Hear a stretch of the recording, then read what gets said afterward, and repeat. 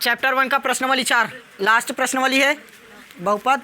देखो पहला क्वेश्चन क्या बोला, नीचे a x square plus b x plus c रूप के किसी कुछ द्विघातीय बहुपदों के शून्यक दिए गए हैं, तब बहुपदों के गुणनखंड लिखिए।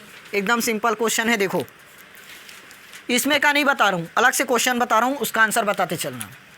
पहला 3 और 4 है, हमें इसका गुणनखंड लिखना है, 3 और 4 का गुणनखंड। तो बस कुछ मत करो, -3 और -4 कर दो, बन गया आंसर पहला का। समझ में आया? दूसरा का -2 और -3 है, -2 और -3, तो इसको क्या लिख दोगे आंसर में? 2 और 3, चिन्ह चेंज कर दो, बन गया। समझ में आया?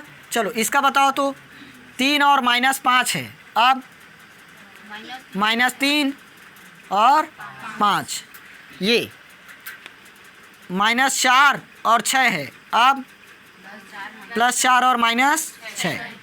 तो मेरे ख्याल से ये सवाल बन जाएगा, बना लोगे। बस क्या करना है, चिन्ह को चेंज करना है। पांचवा का बताओ तो -18 और +12 है, -18 और +12, तो क्या आएगा?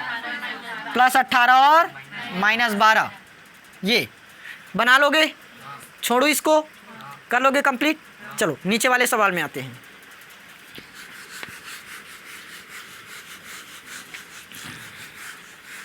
अब देखो शून्यकों का योगफल और गुणनफल ज्ञात कीजिए बोला है, तो यहाँ पर पहले फॉर्मूला लिख रहा हूँ, याद रखना सूत्र। शून्यकों का योगफल, शून्यकों का योगफल और शून्यकों का गुणनफल। एक है योगफल और दूसरा गुणनफल, दोनों का फॉर्मूला है, याद रखना ध्यान से। योगफल का फॉर्मूला -b/a, गुणनफल का c/a। ये कब बनता है? जब समीकरण रहता है ax² plus bx plus c। इतना समझ में आया?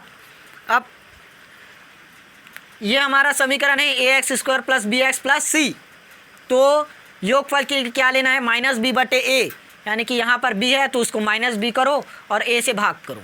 गुणनफल के लिए c है, c लिखो और a से भाग करो। याद हुआ? योगफल के लिए -b/a, गुणनफल के लिए c/a। क्लियर हुआ?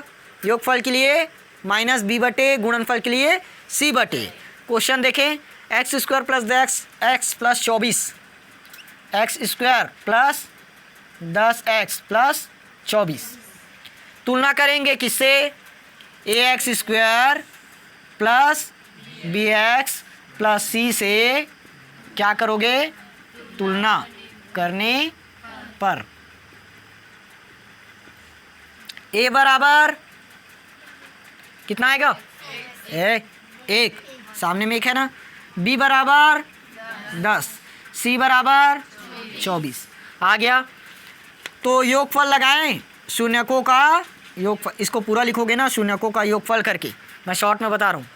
फॉर्मूला क्या है? माइनस का b/a, तो माइनस का माइनस लिखे पहले, b का मान 10, a का मान 1, तो क्या आया? -10। ये क्या निकला? योगफल। अब गुणनफल, गुणनफल का फॉर्मूला बताओ, c/a, c का मान 24 बटे में 1, तो क्या आएगा? 24 आ गया। समझ में आया कि नहीं? क्वेश्चन सरल है, ये क्वेश्चन बोर्ड एग्जाम में आया हो क्वेश्चन है। क्लियर है? नोट करो जल्दी।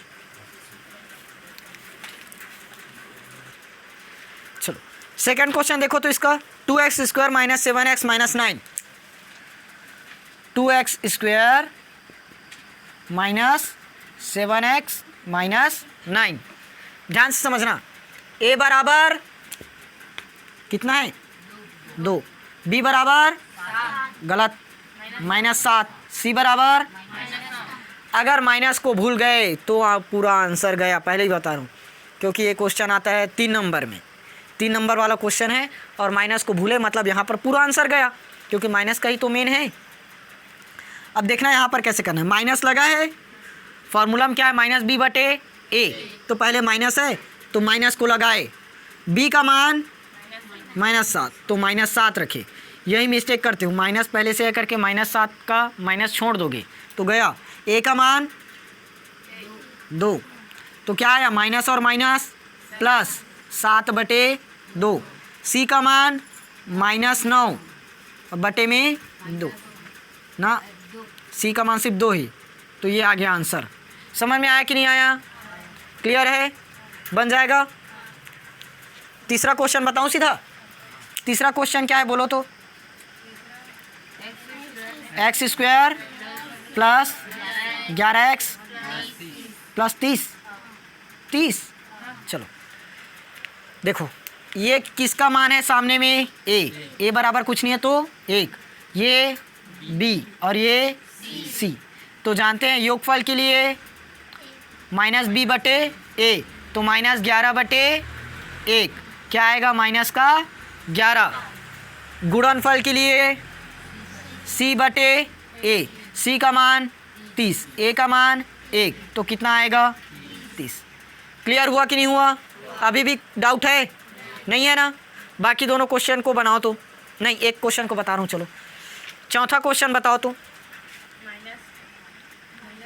-5x² प्लस 3x 4 इतना है, a बराबर कितना है, a बराबर -5, b बराबर 3, c बराबर 4। अब लगा लोगे -b बटे a, पहले योगफल का फॉर्मूला -b बटे a, माइनस b का मान 3, a का मान -5, माइनस से माइनस कटा तो क्या आया 3/5। अब गुणनफल का निकालोगे क्या कि निकालूं, निकाल लोगे, समझ में आया, निकल जाएगा कंफर्म, निकाल कर दिखाओ सभी का आंसर तुरंत। अब सीधा कल स्टार्ट करेंगे चैप्टर नंबर 2 और आप लोग बना कर देखना।